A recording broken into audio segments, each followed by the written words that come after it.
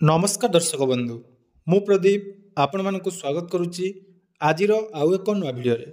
तो राज्यर समस्त चाषी और भाई भौणी मानक पई गोटे बहुत बड़ इंपोर्टाट अपडेट रही जोटा कि खरीफ ऋतु धान क्रय पर राज्य सरकार तरफ विज्ञप्ति प्रकाश पाई जो मैंने चलित वर्ष खरीफ ऋतु में मंडी रे धान बिक्री करने चाहूँगी से गोटे बहुत बड़ खुशीर खबर जहाँकि चाषी और भाई भौणी मैंने आपण मैंने अपेक्षा करते धान मंडी जो मान रेजिस्ट्रेशन होकर टोकन केवे आसो एवं समस्त डाउट थिला जेहेतु नवेम्बर 10 तारिख पर प्रत्येक वर्ष जहाँकि मंडी ओपनिंग हुए तो वर्तमान मंडी खरीफ ऋतु ओपन होगापाई जाऊँगी एवं यह नहीं राज्य सरकार तरफ आपण मानी आसंता 20 तारिख रे जहाँकि खरीफ ऋतुर धान मंडी ओपन हम एवं एटा बरगढ़ जिलूर आरंभ हम एने देखूँ गोटे बहुत बड़ इंपोर्टाट अपडेट आसी आसतु आज भिडियो धान मंडी को नहीं किसी इंपोर्टाट अपडेट जानिबा एवं कौ माने प्रथमे धान मंडी रे धान बिक्री करेंगे एने सरकार तरफ वर्तमान नुआ नियम कौन रही संपूर्ण डिटेल्स आज भिडियो जानिबा ता पूर्व जदि चैनल को प्रथम दर विजिट करछंती वीडियो को लाइक करेंगे चैनल को सब्सक्राइब करने सहित पाखरे थिबा बेल आइकन को क्लिक करी ऑल ले सेट करदेवे। तो देखंतु आज जो अपडेट टी रही 20 रु खरीफ धान किणा आसंता 20 रु राज्य सरकार खरीफ ऋतु धान किणिया जाउछंती तेणु चलित वर्ष बरगढ़ जिलूर धान किणा आरंभ होब बोली गुरुवार समवाय मंत्री प्रदीप बलवंत सामंत जोटा कि रही आमर समवाय मंत्री से सूचना देइछंती तेणु धान संरक्षण पर मंडी रे अत्याधुनिक व्यवस्था करा जाइछि एवं 2 वर्ष मध्य जो राज्य सरकार निष्पत्ति नैछंती जो 100 रु अत्याधुनिक धान मंडी जहाँकि सरकार तैयारी करेंगे एवं प्रथम पर्यायर वर्तमान जहाँकि 38 टी अत्याधुनिक मंडी स्थापन पर टेंडर होती तो जदि आम देखा चलित वर्ष धान बिक्री करने मोट 19,67,000 चाषी पंजीकरण कर जो मानकर EKYC व्यवस्था है ना से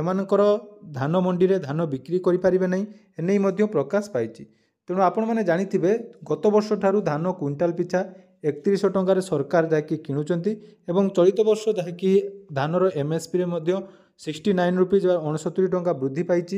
तेणु चलित वर्ष जो EKYC प्रोसेस टी करा जायतिला धान मंडी पंजीकरण समय जो मानकर उत्तराधिकारी प्रमाणपत्र वंशानुबली प्रमाणपत्र एवं नियमतिर सबू गोलक धंदार चाषी मैंने पड़ते एवं बहु चाषी जहाँकि हस्तसंत होते तेणु यही समस्यार समाधान हो पारानी एवं बरं बहुत समय कौन होना बहुत चाषी वंचित होती किंतु शेष समय आपण मैंने जानिथिबे जो स्वयं घोषणा पत्र ना किछि चाषी जाकि पंजीकरण करछंती तेणु बहुत चाषी रही जाइछंती पंजीकरण है ना अन्य पक्षरे जदि आमे देखिबा खरीफ वर्ष 2025-26 पई मोट 63 लाख टन संग्रह करा जिवो जाकि चाउल संग्रह करा जिवो तेणु खरीफ और रबी ऋतुर धान संग्रहर धार्य मूल्य जोटा कि रखिछंती सरकार 73 लाख 20 लाख टन आपण मानकर जाकि धान संग्रह करा जिवो तेणु अधिक धान मंडी को आसिले ताहा मध्य सरकार किणिबे बोली सरकार स्पष्ट करछंती किंतु एटा केते दूर आगो को हबो से विषय तो कोनोसी अपडेट वर्तमान सुधा आसी नै या सहित देखंतु मे रु जून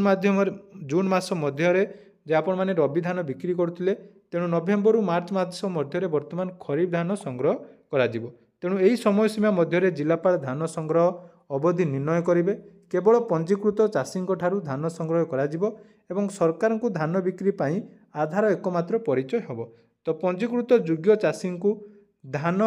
संग्रह बाबद क्रय दिवस एवं परिमाण संपर्क में आगुआ सूचना दिज्व जोटा कि आपण मैंने जानिथिबे टोकन आपण मैंने निज मोबाइल माध्यम पाई पारिबे तो वर्तमान टोकन आसीबा आरंभ होई नाही प्रथमे बरगढ़ जिले में जोटा कि आरंभ हम तापर पर्यायक्रम विभिन्न जिले में जाकि जिलापाल अनुसार डेट डिक्लेयर करा जिवो तेणु आपण मैंने जदि डिटेल्स जानिया पई चाहूचंती जे केमिति टोकन आसीबो केते क्विंटाल आपण मैंने धान बिक्री करि परिबे केमिति टोकन हिसाब हो से सब डिटेल्स मु आपण मानकू जाकि देवी एवं केंद्र सरकार जो नियम रही वर्तमान MSP आपण मानकू जोटा मु कहली 2369 टंका गोटे रही आ गोटे रही 2300 आपण मानकर 89 टंका तेणु या सहित सरकार तरफ 800 टंकार जाकि सब्सिडी प्रदान करा जाउची एवं एही टंका आपण माने जो धान बिक्री करूचंती एथर DBT एक्टिव थिबा अकाउंट को ही आसीबो ए विषय में मध्य आपण माने ध्यान देवा दरकार तो जहाँ भी हो चाषी मानक पई गोटे बहुत बड़ खुशीर खबर 20 तारिख ठारू राज्य सरकार तरु धान किणा आरंभ हम तेणु जो चाषी मानकर पंजीकरण हो सारी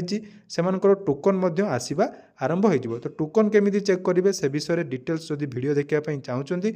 चैनल को सब्सक्राइब कर रखु। यार परवर्ती वीडियो रे आमे सेसबू विषय डिटेल्स आलोचना करिबा।